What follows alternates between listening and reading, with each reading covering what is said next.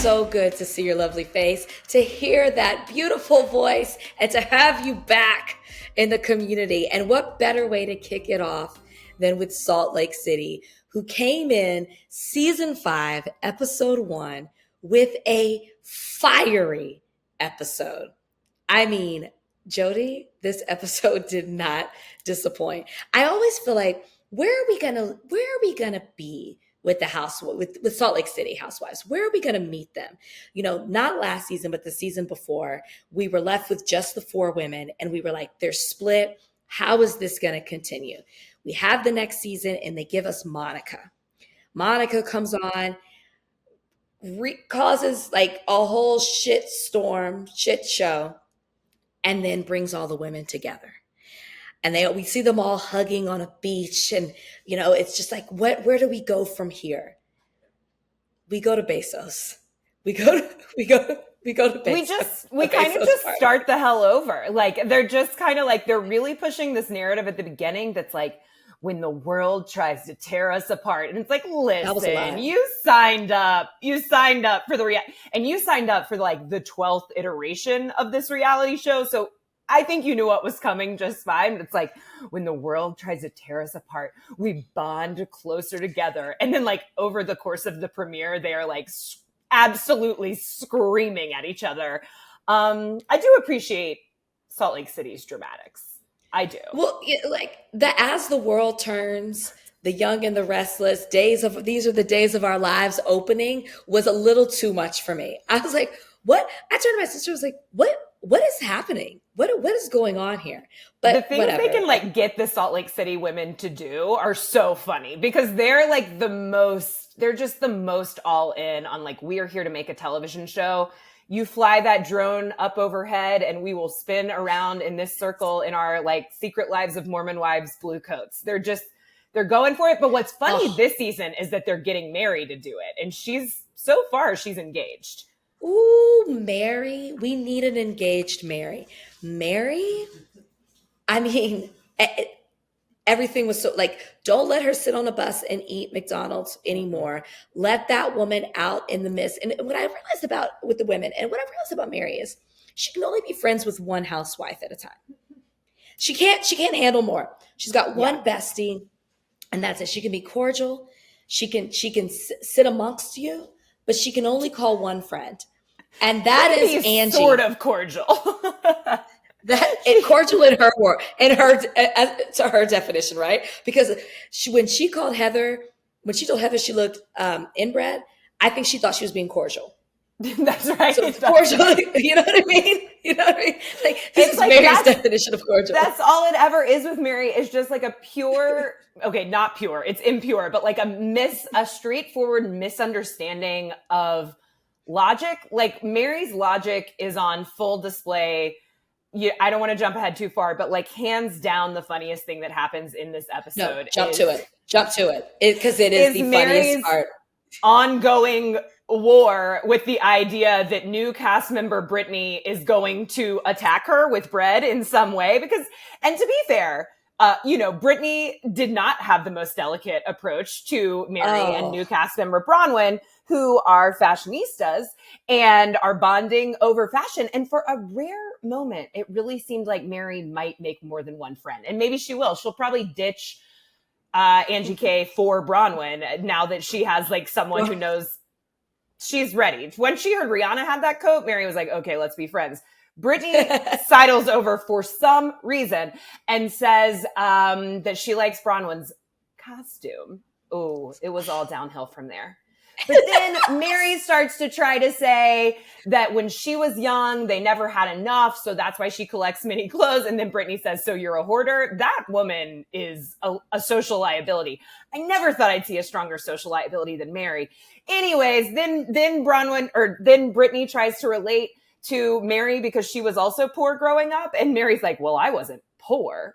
And Brittany's like, well, I mean, I was putting rolls in my purse. And Mary has never heard anything wilder than the idea that, a young woman with not a lot of pennies in her pocket might steal a couple of Splenda packets and a few rolls from an establishment. And she is like so unmoored by the information that Brittany has ever put bread in her purse. And then what's the final, like the real kicker of the, I mean, she basically does a solid 5 comedy routine over the course of this episode. Like she's got her solid 5 minutes and it all ends with her saying that she doesn't want to sit next to Brittany because Brittany might put bread in her purse. And she says, you know, she's done this recently because kids don't have purses. And that's Mary logic, is she's like, this woman might put bread in my purse because she told me a story earlier and I know kids don't have purses. That could have been the episode for me and I would have been completely satisfied. When that woman sat down Brittany, which every time we get a flashback of Brittany or even a current view of Brittany, she looks different. I saw 5 different Brittany's and that I was like, wait, I'm sorry, wait, what? And I agree. I could not track her face. Every in person, in the ITM, in the photos, it was all different. I'm like, okay, well, just keep giving us the chyron at the bottom that it's Brittany, so we're clear. But when she sits down, I'm thinking, wow, you know, she's like really, really trying to make herself known.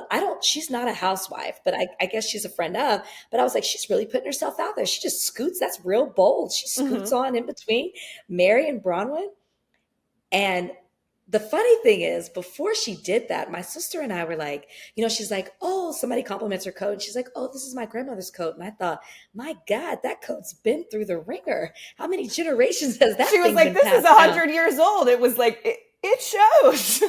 It looked wet. It was like, what is happening? So had already clocked the coat.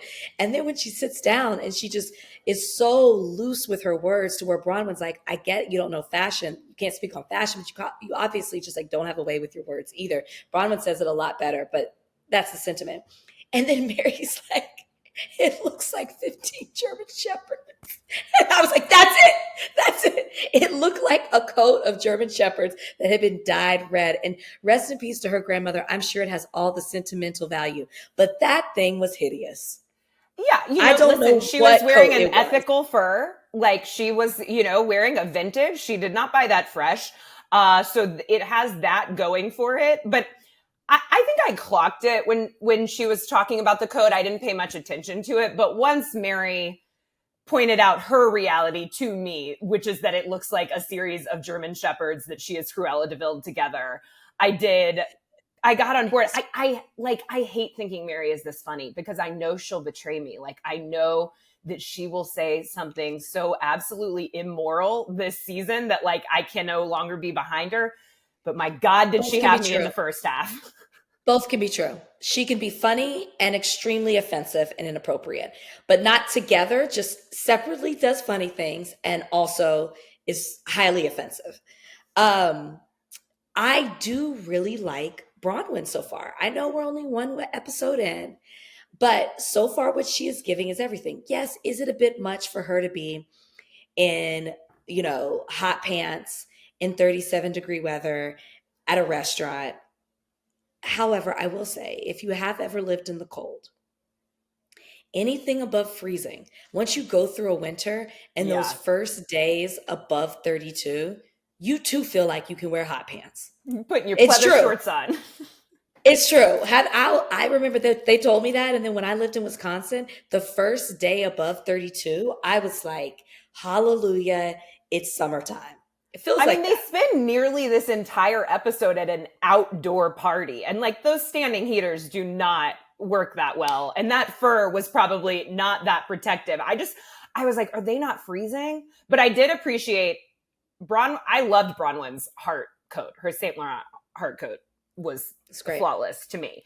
Her hot pants, cheetah, yellow 3-piece outfit was a little tougher to swallow, but I did appreciate that. I think it gave us the first ever on-screen temperature stamp. Like we've gotten a lot of timestamps throughout the years, but they put that 37 degrees up to show what was going on. I was like, these editors, they still got new tricks to show these women are insane.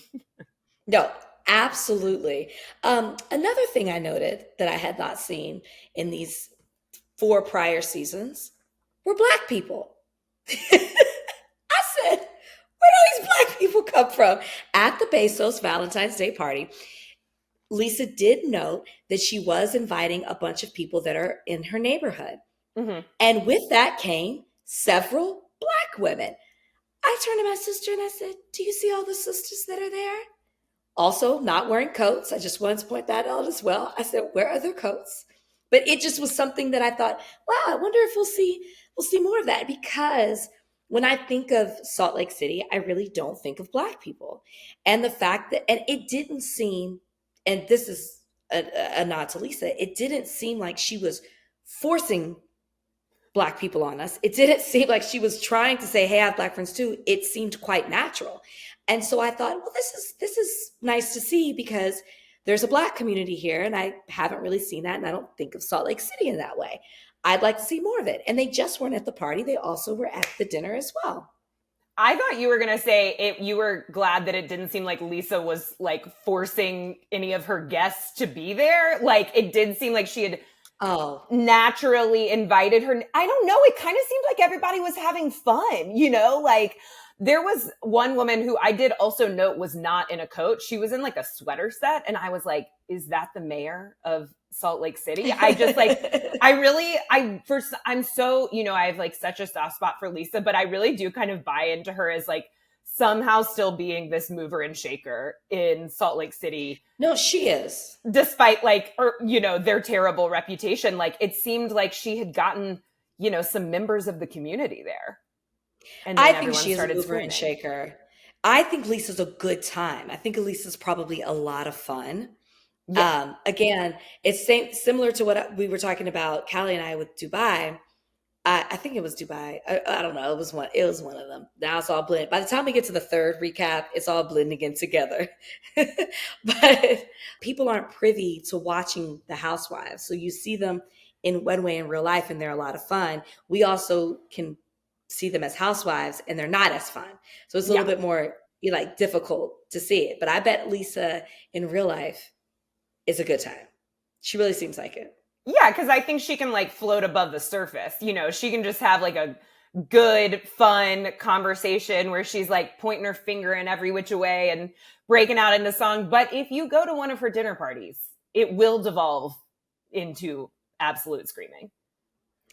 Absolutely. This party was unhinged. It was so funny. I laughed so much during this episode. Before we get into that, I just have to note that you like Lisa probably more than I do. I enjoy her for television, but one of the reasons I do enjoy her for television is how disconnected from reality she is. You know, we saw last season with the $60,000 ring, and current day, allegedly she lost another ring worth even more money. And on this episode, we see the disconnect as she's talking about Jack once again being on his mission in Colombia. And she's not noting, you know, the mission work that he's doing. She's not talking about, you know, what he's learning and this life experience. She's talking about how he's already gone to 2 Michelin-starred restaurants. I don't know the details of a mission, but I thought like you're supposed to be immersed in the culture and with the people and on the mission, not sightseeing and exploring the city with going to Michelin star restaurants. I could be wrong. Kids got to eat, Rachel. Kids got to eat. Where's he going to eat? He's used to that hot dog diet at home, so he's gotta go to the Michelin stars. That's actually it's like that young man has been how I will say he has been surviving on 7-Eleven hot dogs for most of his life. So I actually feel that maybe he does deserve a Michelin meal while in Colombia. But yes, I don't think I will say I do think sightseeing is a little bit a part of it. Like travel is a part of it. I saw a lot of young Mormon missionaries at the Seattle Gum Wall recently. And I was just like, what are you guys up to? What are you doing here? You visiting? Are you on a mission? I don't know. I got my eyes peeled. But yes, the fact that, but what she ultimately said was that he had gone to these Michelin star restaurants, but he should have waited for her to come so that they could go together. I'm sure they'll go back. And that is Lisa. That is Lisa Barlow. Like, truly.